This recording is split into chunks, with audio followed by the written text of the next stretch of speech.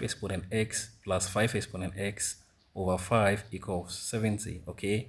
So our equation becomes 5 exponent x plus 5 exponent x equals 5 times. Now we can simplify, or we can express 70 as 7 times 10, okay? So we are going to have 5 exponent x, okay? 5 exponent x multiplying 1 plus 1 equals 5, okay? Now 5 is the same as 5 exponent 1, okay? Times 7 times 10 is the same as 5 times 2, okay? Now 5 is the same as 5 exponent 1, so we can introduce 1 here.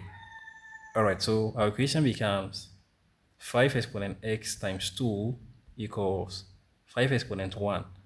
So let's group the 5. Let's group 5. So you have 5 exponent 1 here. You also have 5 exponent 1 times 7 times 2. Alright, so let's divide here by 2, here by 2. So this cancels this. Okay, so now we have 5 exponent x equals 5 exponent 1 times 5 exponent 1 times 7. Alright, so let's apply the first law of indices here. So if you have a exponent m times a exponent c, this equals a exponent m plus c. So if you have a exponent m times a exponent m, that is in a case where the exponents are the same, you have a exponent m plus m, which equals a exponent 2m. Alright, so our equation becomes 5 exponent x equals 5 exponent 2, or you can say 5 squared times 7. Alright, now we are going to have 5 exponent x equals 5 exponent 2 times 7. Now let's divide here by 5 exponent 2. Let's divide here by 5 exponent 2. Anything over itself is 1, okay? So you're going to get 1 here. Or you can apply the quotient rule there and you also get 1. Since 5 exponent 0 is 1, okay?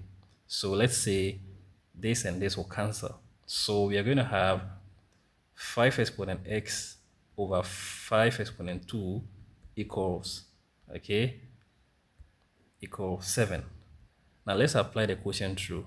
So a exponent m over a exponent c should give us a exponent m minus c, okay? So we are going to have 5 exponent x minus 2 equals 7. All right. Now, this base is not equal to this base. So because of that, we cannot apply the one-to-one property of exponential functions. Okay, so we are going to apply logarithm. So we say log 5 exponent x minus 2 equals log 7. Okay, so we are going to introduce the logarithm definition.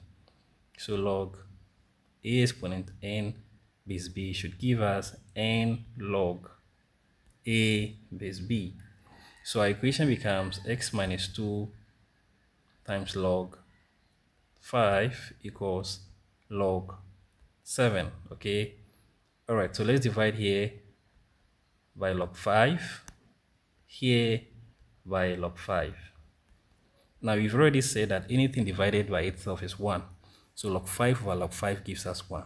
And 1 times x minus 2 is x minus 2. Okay, so we're going to have x minus 2, okay? We're going to have x minus 2 equals log 7 over log 5. All right. Now, let's apply the change of base formula of logarithm. So, log a over log b should give us log a base b. So, our equation becomes x minus 2 equals log, okay, log 7 base 5. So we are going to have x equals log 5 base 7 plus 2. All right.